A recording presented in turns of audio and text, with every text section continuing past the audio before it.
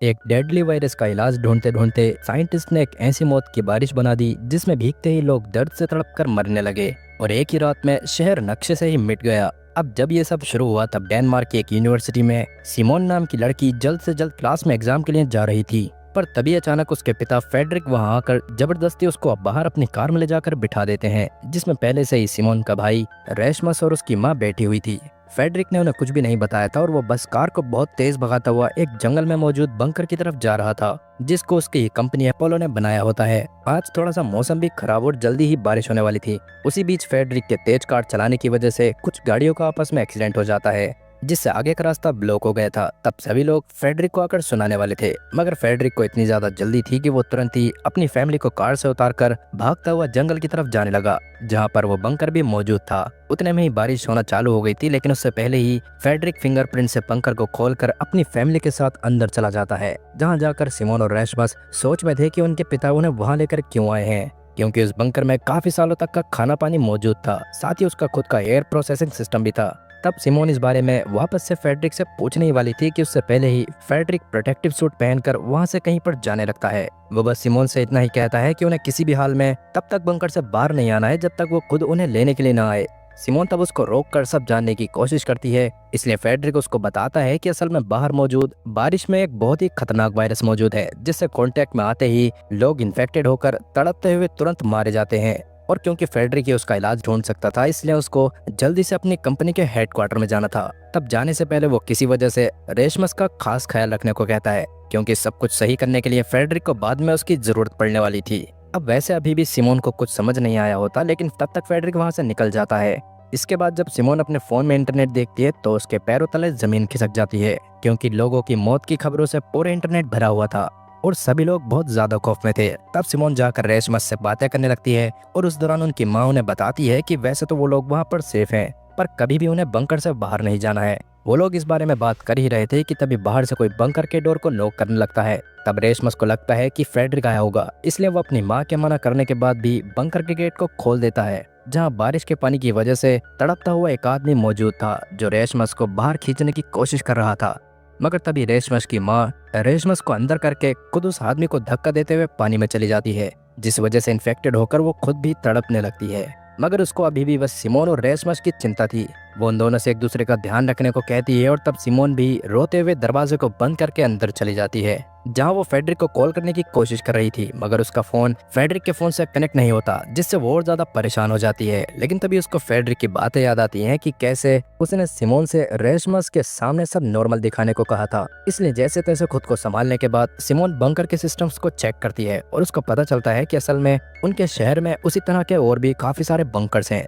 जिन्हें भी Apollo company ने बनाया था। तब सिमोन उन बंकर से भी कांटेक्ट करने की कोशिश करती है, लेकिन इसका कोई फायदा नहीं होता। तब और सामान देखने के दौरान उनके हाथ एक रेडियो लगता है, जिसकी मदद से सिमोन एक आदमी से कांटेक्ट करती है जो खुद भी अपने घर के बेसमेंट में छुप कर रह रहा था, क्योंकि बाहर के हालात काफी ज्यादा खराब थे और कुछ लोगों की जान बचाने के लिए उन्हें पास के हॉस्पिटल में शिफ्ट करा जा रहा था ताकि ह्यूमंस को बचाया जा सके। ये सब जानने के बाद सिमोन उससे फेडरिक का नंबर देकर उसको कॉल करने की कोशिश करने के लिए कहती है, लेकिन उस आदमी के कोशिश करने पर भी उसका कांटेक्ट फेडरिक से नहीं हो पाता। उसे लग रहा था कि शायद फेडरिक भी मारा गया होगा, क्योंकि बाहर के हालात में किसी भी इंसान का जिंदा रहना नामुमकिन था। तभी अचानक से शहर में लाइट जाने की वजह से सिमोन का कनेक्शन उस आदमी से टूट गया और अब वो खुद ही बंकर में रहकर रेशमस का ध्यान रखने लगती है। पर एक हफ्ता बीत जाने के बाद भी जब फेडरिक वापस नहीं आता तो हिम्मत करके सिमोन बाहर जाने की कोशिश करती है, लेकिन वो पीपी किट पहनकर बंकर के गेट तक गई ही थी कि तभी उसको उसकी माँ के मरने के विजन्स आने लगते हैं, जिससे डरकर वो फिर से बंकर में आ गई। रेशमस खुद भी उसको बाहर नहीं भेजना चाहता था, क्योंकि वो छोटी उम्र में भी समझ चुका था कि बाहर सच में काफी ज्यादा खतरा है। इसी तरह से एक महीना बीत गया था, जिस दौरान सिमोन को कभी कभी रेशमस का ध्यान रखने में काफी ज्यादा दिक्कत आती थी, पर वो अपनी तरफ से एक अच्छी बहन बनने और रेशमस का ध्यान रखने की पूरी कोशिश कर रही थी। साथ साथ सिमोन बंकर में मौजूद चीजों के बारे में भी सही से जान रही थी, जिस दौरान ये अचानक से उसको याद आता है कि अभी कुछ समय पहले उसके भाई को कोई अजीब सा वायरस हो गया था, जिसके बारे में किसी को कुछ भी नहीं पता था, और उस समय पर फेडरिक ने खुद ही कोई एंटीडोट बनाकर रेशमस को दिया था। पर उस वायरस के बारे में फेडरिक की कंपनी को भी पता चल गया था और उन्होंने उस वायरस की सारी रिपोर्ट्स को उससे सबमिट करने को कहा था। तो शायद हो सकता है कि इस वायरस को फेडरिक ने ही बनाया हो। खैर प्रेजेंट में अब लगभग 6 साल बीत चुके थे, पर अभी भी फेडरिक के बारे में सिमोन को कुछ भी पता नहीं होता। अब तक रेशमस भी बड़ा हो चुका था और जो और खाना ढूंढने के लिए बाहर जाना चाहता था, क्योंकि उनके पास कुछ दिनों का ही खाना बचा हुआ था। तब सिमोन इस पर मान तो जाती है, लेकिन वो खुद पहले बाहर के खतरे को चेक करना चाहती थी। इसलिए रात के समय रेशमस के सोने के बाद सिमोन वापस से पीपी किट को पहनकर बंकर के बाहर जाने लगती है, जहाँ उसको अभी भी अपने माँ के विजन्स आ रहे थे। मगर वो जैसे तैसे खुद को इस बार संभाल लेती है और बंकर के बाहर चली जाती है, जहाँ उसकी माँ का शरीर अब कंकाल बन चुका था, जिसके पास में उसको एक हिरन दिखाई दिया, जिसको देखकर अभी वो आगे जाती है, जहाँ रोड पर काफी सारी कार्स खराब पड़ी हुई थीं और चारों तरफ बस जंगल उगा हुआ था। खैर अभी सिमोन इस पर ध्यान न देकर वहाँ से उस हॉस्पिटल में पहुँच गई थी, जहाँ पर लोगों को बचा कर रखा जाने वाला था। मगर वहाँ काफी बार आवाज लगाने के बाद भी सिमोन को कोई रिस्पॉन्स नहीं देता। फिर आगे जब सिमोन अंदर जाकर देखती है तो वहाँ पर भी सब पूरी तरह से बर्बाद हो रखा था और चारों तरफ बस लोगों की लाशें पड़ी हुई थी। तभी अचानक से सिमोन के सामने एक भेड़िया आ गया, जिससे अपनी जान बचाने के लिए वो जाकर पास के एक रूम में छुप जाती है। इसके थोड़ी देर बाद वो वापस से बंकर में ही आ गई थी, जहाँ पर आकर उसने रेशमस को सब बता दिया कि बाहर के हालात सच में काफी ज्यादा खराब है और अगर उन्हें अपनी जान बचाने के लिए बाहर जाना है तो उन्हें अपने जैसे किसी दूसरे बंकर में ही जाना पड़ेगा, जो उन्हीं की सिटी में मौजूद थे। तब रेशमस भी अगले ही दिन सिमोन के साथ बाहर जाकर बंकर को ढूंढने का डिसाइड करता है और प्लान को रेडी करने के बाद वो दोनों जाकर सो जाते हैं। लेकिन सोते हुए अचानक से बंकर का ऑक्सीजन लेवल काफी ज्यादा कम होने लग गया था, जिसके बारे में उन दोनों में से किसी को नहीं पता चलता और एक समय पर सिमोन तो लेस ऑक्सीजन होने की वजह से बेहोश तक हो जाती है। लेकिन किस्मत से रेशमस को सही टाइम पर अलार्म्स की वजह से होश आ गया था, इसलिए वो तुरंत ही सिमोन को उठाकर जल्दी से बंकर के बाहर जाता है। अब वैसे वो अभी बिना पीपी किट के बंकर के बाहर पहुंच गए थे, पर उन्हें कोई भी इशू नहीं हो रहा होता, जिसका मतलब ये था कि इतने टाइम के बाद वो बिना सूट के भी बाहर सरवाइव कर सकते थे। तभी अचानक से उन दोनों को कुछ लोग आकर गन पॉइंट पर ले लेते हैं और असल में उन लोगों ने सिमोन को पहले बाहर देखा था, इसी वजह से उसके बंकर में वापस आने के बाद उन्होंने ही ऑक्सीजन सप्लाई को बंद कर दिया था, ताकि उन दोनों को हॉस्टेज बनाकर वो अंदर पड़े राशन को लूट सकें। जिसके लिए तुरंत ही वो सिमोन और रेशमस को गन पॉइंट पर अंदर बंकर के एक रूम में बंद कर देते हैं और बंकर में खाने पीने की चीजों को ढूंढने लगते हैं। पर जैसा कि सिमोन और रेशमस का राशन खुद ही खत्म हो चुका था, इसलिए उनको वहाँ पर कुछ भी नहीं मिलता। तब उनका लीडर मार्टिन गुस्से में सिमोन और रेशमस को अंदर ही बंद करके जाने लगता है, पर क्योंकि ऐसे में अंदर रहने से उन दोनों की जान जा सकती थी, इसलिए सिमोन उसको एक गिलास पर लिखकर बताती है कि उसको पता है कि उन्हें राशन कहाँ पर मिल सकता है। इतना बताने के बाद वो उसके सामने ही उस टैब को तोड़ देती है जिसके अंदर बाकी बंकर्स के नक्शे थे, जिसका मतलब ये था कि अब अगर मार्टिन को खाना चाहिए था तो उसको रेशमस और सिमोन को बाहर निकालना पड़ेगा, क्योंकि सिमोन के दिमाग में ही बाकी बंकर्स की लोकेशन थी। तब मार्टिन सिमोन को देखकर उस समय के बारे में याद करने लगता है जब एक औरत ने उसको धोखा दिया था। उस समय पर मार्टिन एक सोल्जर हुआ करता था, जिसको इन्फेक्शन बढ़ने की वजह से एक ब्रिज पर रहकर वहां से निकलने वाले लोगों को रोकने की ड्यूटी मिली थी, ताकि उस शहर से वो इन्फेक्शन बाहर न जाए। लेकिन एक दिन ड्यूटी करते समय उसको ब्रिज के नीचे से एक औरत अपने बच्चे को हाथ में लिए दूसरी तरफ जाते हुए दिखाई देती है, जिसको मार्टिन उसके आसपास काफी बार गोलियां चलाकर रोकने की भी कोशिश करता है, मगर वो औरत बिना डरे शहर के दूसरी तरफ चली जाती है और मार्टिन बस उस पर दया करने की वजह से कुछ भी नहीं कर पाया था। लेकिन तभी उसको उसके साथ ही तुरंत ही पास में मौजूद एक टेंट में बुलाते हैं, जहाँ पर ही वो रह रहे थे, और वहाँ जाकर मार्टिन को पता चलता है कि असल में वो औरत जो शहर के बाहर गई थी वो इन्फेक्टेड थी और उसके टेंट में आने के बाद से ही वो लोग इन्फेक्टेड होने की वजह से मर रहे थे। ये बताते हुए मार्टिन का आखिरी साथी भी मारा गया, जिससे मार्टिन काफी ज्यादा परेशान हो गया था और तब से ही उसने डिसाइड कर लिया था कि वो सरवाइव करने के लिए किसी पर भी भरोसा नहीं करेगा। यही सब सोचने के बाद वो प्रेजेंट टाइम में सिमोन की डील को एक्सेप्ट करने से मना कर देता है, पर बाद में जब उसका साथी पैट्रिक उसको उनकी टीममेट्स की हालात के बारे में याद दिलवाता है कि वो लोग बिना खाना खाए ज्यादा दिन तक सरवाइव नहीं कर पाएंगे, इसलिए मार्टिन को सिमोन की बात माननी पड़ती है और वो सिमोन और रेशमस को फ्री करवा के अपने साथ बाहर ले जाता है, जहाँ ऑब्वियसली इतने समय बाद बाहर आकर सिमोन और रेशमस को काफी ज्यादा अच्छा लग रहा था। तब मार्टिन और उसकी टीम से बात करके सिमोन और रेशमस को ये बात भी पता चलती है कि अब दुनिया में खाने पीने की कितनी ज्यादा किल्लत हो गई कि लोग एक दूसरे को भी जान से मारकर खा लेते हैं। ये जानकर तो सिमोन और रेशमस के दिमाग के परखच्चे उड़ गए थे। खैर तभी उनसे थोड़ी ही दूर कुछ और लोगों की टीम आ जाती है, जो लोगों को ढूंढने के लिए अपने थर्मल सेंसर वाले ड्रोन्स को उड़ाते हैं, ताकि लोगों को ढूंढकर उन्हें मार के खाया जा सके। जिनको देखते ही मार्टिन ने तुरंत ही सिमोन और बाकी सबको एल्यूमिनियम फॉइल से ढक दिया था, जिससे वो लोग ड्रोन में नहीं आ रहे थे। मगर पास में 2 सर्वाइवर्स और मौजूद होते हैं, जिसमें से एक लड़की भागते हुए सिमोन और बाकी सबके सामने आ गई थी, इसलिए सिमोन तब उसकी मदद करने की कोशिश करने को कहती है, जिस पर मार्टिन ने साफ मना कर दिया था। पर तब मार्टिन के साथ ही एक लड़की बीटी सिमोन का साथ देती है और अब वो दोनों भी उस औरत की जान बचाने के लिए उसके पीछे भागने लगते हैं। वहीं वो औरत भागते हुए एक छोटी सी रिवर के पास गिर गई थी और उन आदमियों का ग्रुप उसको जान से ही मारने वाला था, पर उससे पहले ही मार्टिन वहां आकर उन दोनों आदमियों को शूट करके मार देता है, क्योंकि वो भी अपनी टीम का साथ कभी नहीं छोड़ता था। पर बाद में उसको उस औरत को भी शूट करके जान से मारना पड़ता है, क्योंकि पानी में गिरने की वजह से वो भी इन्फेक्टेड हो गई थी। तब जाकर सिमोन को समझ आता है कि वैसे तो उन्हें जमीन में रहने में कोई भी खतरा नहीं था, पर अभी भी बारिश के टाइम पर उन्हें बहुत ज्यादा खतरा रहता था, जिसकी वजह से ही कहीं पर रुका हुआ पानी भी उन्हें इन्फेक्ट कर सकता था। आगे सिमोन उन सभी को लेकर एक दूसरे बंकर की तरफ जाने लग गई, जहाँ जाने में उन्हें 1 दिन का टाइम लगने वाला था। तब रात होने से पहले वो पास के एक घर में चले जाते हैं, जहाँ पर मरे हुए हंटर्स का कुछ सामान पड़ा था और साथ ही साफ पानी भी था, जिसको देखकर जॉन तुरंत ही उस पानी को उसकी बीमार साथी लिया को पिलाता है। और उन लोगों के इस केयरिंग नेचर को देखकर सिमोन को काफी अच्छा लगता है। पहले तो वो बस उन लोगों के सहारे उस बंकर तक जाना चाहती थी, लेकिन अब उसका मन सच में मार्टिन और उसकी टीम की मदद करने का था। अब इसके अगले ही दिन जब वो लोग आगे बढ़ना चालू करते हैं तो रेशमस का पैर एक पानी से भरे हुए गड्ढे में चला जाता है, जिसको देखकर मार्टिन उसको सच में शूट करने वाला था, लेकिन सिमोन उसके सामने आकर उसको रोक देती है। और जब सिमोन रेशमस का जूता उतार कर उसकी सॉक्स चेक करी जाती है तो वो एकदम सूखी हुई थी। दैट मींस कि रेशमस का जूता वाटरप्रूफ था और उसको पानी से कोई भी इन्फेक्शन नहीं हुआ था। इसलिए मार्टिन भी रुक जाता है और वो लोग जल्दी ही उस दूसरे बंकर में पहुंच जाते हैं, जहाँ सिमोन के फिंगरप्रिंट से वो बंकर खुल गया था और सच में उसके अंदर राशन की भरमार थी, जिससे मार्टिन और उसकी टीम कई सालों तक वहाँ रह सकते थे, जो देखकर सब बहुत ज्यादा खुश होते हैं और तुरंत ही अपना पेट भरते हैं। लेकिन सिमोन थोड़ी ही देर में वहाँ से रेशमस के साथ निकलना चाहती थी, क्योंकि अभी मार्टिन और बाकी सबका कोई भी भरोसा नहीं था कि वो कब उसको जान से मार दें। इस बारे में वो डायरेक्ट मार्टिन से भी बात करती है। तब मार्टिन उसको समझाता है कि सिमोन 6 सालों से बंकर के अंदर थी, इसी वजह से उसको बाहर के हालातों के बारे में नहीं पता था। मार्टिन असल में अच्छा इंसान था, पर अभी के टाइम पर समय ऐसा ही था कि किसी पर भी भरोसा करना आसान नहीं होता। पर अभी सिमोन उसकी बात पर ध्यान न देकर अंदर चली जाती है,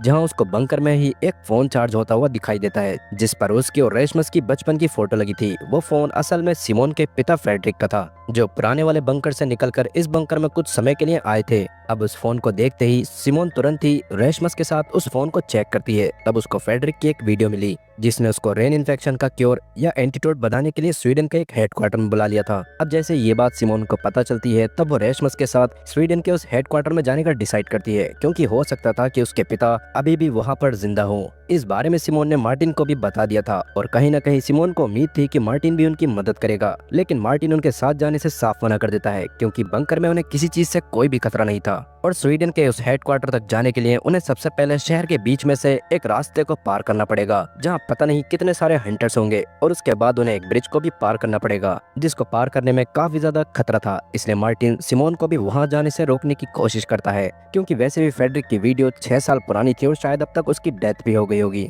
और वैसे भी अगर वो एंटीडोट बनाने में कामयाब हो गया होता तो कहीं न कहीं मार्टिन को इस बारे में जरूर पता चल जाता, पर उसके पास भी अब तक कोई भी ऐसी न्यूज नहीं आई थी। लेकिन सिमोन उसकी बात को नहीं मानती और कुछ दिनों का राशन लेकर रेशमस के साथ वहाँ से निकल जाती है। तब बीट भी जॉन और लिया के साथ उसके साथ जाने का डिसाइड करती है, क्योंकि वो सच में सिमोन का साथ देना चाहती थी। और लिया खुद भी इस बात को समझ रही थी कि सिमोन की वजह से ही वो इस बंकर तक आकर पूरी तरह से सही हो पाई है। और वैसे भी एक समय पर मार्टिन और पैट्रिक खुद भी लिया, जॉन और बीट को जान से मारने वाले थे। असल में उस समय पर वो दोनों उन तीनों को नहीं जानते थे और वो तीनों एक ही ग्रुप में थे। तब मार्टिन और पैट्रिक ने उन तीनों को लूटने के इरादे से पकड़ा था, और तब अपनी जान बचाने के लिए बीट उन्हें अपने एक अड्डे के बारे में बताने के लिए मान गई थी, जहां पर उन्होंने काफी दिनों तक खाना रखा हुआ था। अब उस समय पर यह बात जानकर मार्टिन उनको जान से न मारकर उनके साथ उस जगह पर जाता है, जहां वो पांचों बातें करते हुए खाने को एंजॉय करते हैं, और सच में उन्हें साथ में काफी अच्छा लगता है। इसलिए तब रात में जाकर बीट मार्टिन से साथ में रहने की बात करती है, जिसमें वो एज अ लीडर उन्हें प्रोटेक्शन प्रोवाइड करता और वो लोग उसके इंस्ट्रक्शन का पालन करते। मार्टिन भी इस पर मान गया था और तब से ही वो लोग साथ में थे। खैर प्रेजेंट टाइम में सिमोन और रेशमस को जॉन, लिया और बीट के उनके पीछे आने के बारे में पता नहीं होता, इसलिए वो आगे बढ़ते हुए जल्दी ही शहर के पास पहुंच जाते हैं, जहां के हालात सबसे ज्यादा बुरे थे। और वहां का सीन देखकर समझ आ रहा था कि उस बारिश की वजह से मानहानि का कितना ज्यादा नुकसान हुआ है। खैर अभी रास्ते में उन्हें एक बस दिखाई देती है, जिसने आगे का रास्ता ब्लॉक करा हुआ था, और कहीं न कहीं वो दोनों थक भी गए थे, इसलिए वो उसमें थोड़ी देर आराम करने के लिए चढ़ जाते हैं। लेकिन थोड़ी देर बाद ही उन्हें बाहर कुछ लोगों की परछाई दिखाई देने लगती है, जिसको देखकर वो दोनों तुरंत ही बस में शांत हो गए थे। लेकिन वो तीनों बीट, जॉन और लिया होते हैं, जिन्हें देखकर सिमोन को काफी ज्यादा अच्छा लगता है, पर वो उन तीनों को बंकर में जाने को कहती है ताकि वो अपनी लाइफ को थोड़ा सही से जी सके। लेकिन उन तीनों ने सिमोन के साथ रहने का ही मन बना लिया था। खैर अभी वो तीनों पास की ही एक जगह पर जाकर खाना खाने लगते हैं, पर तभी वहाँ पर काफी सारे हंटर्स आ गए थे, जिसकी वजह से उन्हें तुरंत ही वहाँ से निकलना पड़ता है। मगर सिमोन तब उन लोगों से अलग हो गई थी। वो भागते हुए रोड पर एक जाली के पास जाती है, जिस पर काफी सारे मिसिंग लोगों के पोस्टर्स लगे हुए थे। जिनको देखकर सिमोन को काफी ज्यादा बुरा लगता है। तब उसको जाली के दूसरी तरफ एक छोटा बच्चा दिखाई दिया जो वहाँ अकेला था, और क्योंकि अभी जल्दी ही बारिश होने वाली थी इसलिए सिमोन तुरंत ही उसको लेकर अपने साथ पास की बिल्डिंग में चली जाती है, जहाँ वो बच्चा अपनी भूख मिटाने के लिए एक पेन किलर्स खा रहा था। ये देखकर सिमोन तुरंत ही उसको अपने पास से था। साथ ही वो सिमोन को जल्द से जल्द टाउन से बाहर जाने की सलाह भी देता है, क्योंकि टाउन सच में काफी खतरनाक लोगों से भरा पड़ा था, और अगर उस आदमी के बच्चे का इलाज नहीं चल रहा होता तो वो भी बहुत पहले ही वहाँ से चला जाता। असल में टाउन के पास एक डॉक्टर मौजूद था जो लोगों का इलाज कर देता था। ये सब जानने के बाद सिमोन उन्हें थोड़ा सा और खाना देती है ताकि वो कुछ दिनों तक अपना गुजारा कर पाए, और जैसे ही बच्चे की हालत सही हो वैसे ही वो लोग वहाँ से जा सके। तब वो आदमी सिमोन का काफी ज्यादा शुक्रगुजार होता है और बारिश के रुकने के बाद अपने बच्चे को लेकर वहाँ से जाने लगता है। लेकिन उसके बाहर जाते ही उसको काफी सारे लोगों ने घेर लिया था, जो उस बच्चे के हाथ में खाना देखते ही पागलों की तरह उस पर टूट पड़ते हैं और उसके पिता के साथ साथ बच्चे को भी जान से मार देते हैं। ये देखकर सिमोन काफी ज्यादा डर गई थी, लेकिन अभी वो जैसे तैसे तुरंत ही वहाँ से निकलकर एक बेकरी में आ जाती है, जहाँ पर ही उसके बाकी सब साथी भी मौजूद थे। लेकिन तभी वहाँ पर एक और आदमी आ जाता है जिसने रेशमस की गर्दन पर चाकू रख दिया था, और वह सिमोन और बाकी सबसे खाने का सारा सामान मांग रहा था। लेकिन उतने में ही पीछे से मार्टिन और पैट्रिक आकर उस बंदे को गन पॉइंट पर ले लेते हैं, जिससे रेशमस की जान बच गई थी। उन लोगों को देखकर बीट और बाकी सब काफी ज्यादा खुश हो गए थे, और कहीं ना कहीं उन्हें उम्मीद थी कि मार्टिन और पैट्रिक उनके पीछे आएंगे। लेकिन असल में मार्टिन का बीट के वहां से जाने के बाद मन नहीं लग रहा था, क्योंकि वो बीट को बहुत ज्यादा पसंद करने लग गया था। खैर अभी के लिए वो आदमी अपनी जान बचाने के लिए तुरंत ही रेशमस को स्टेप करके वहां से भाग जाता है, और सब रेशमस को संभालने में लग जाते हैं। तब सिमोन पास में मौजूद एक बंकर के बारे में बताती है जहां पर रेशमस का इलाज किया जा सकता था, इसलिए सब तुरंत ही रेशमस को एक शॉपिंग कार्ट में उस बंकर की तरफ लेकर जाने लगते हैं। मगर वहां जाकर तो उनके पूरी तरह से होश ही उड़ गए, क्योंकि उस बंकर का गेट पहले से ही टूटा हुआ था और अंदर से सारा राशन और काम की चीजें गायब थी। तब रेशमस के खून को रोकने के लिए अभी मार्टिन उसके घाव पर डक्ट टेप लगा देता है, और रेशमस के सोने के बाद सिमोन से बात करते हुए वो सिमोन को एक लोकेशन दिखाता है। वो असल में एक वॉल थी जो पहले के टाइम पर तो टाउन के बॉर्डर पर नहीं हुआ करती थी,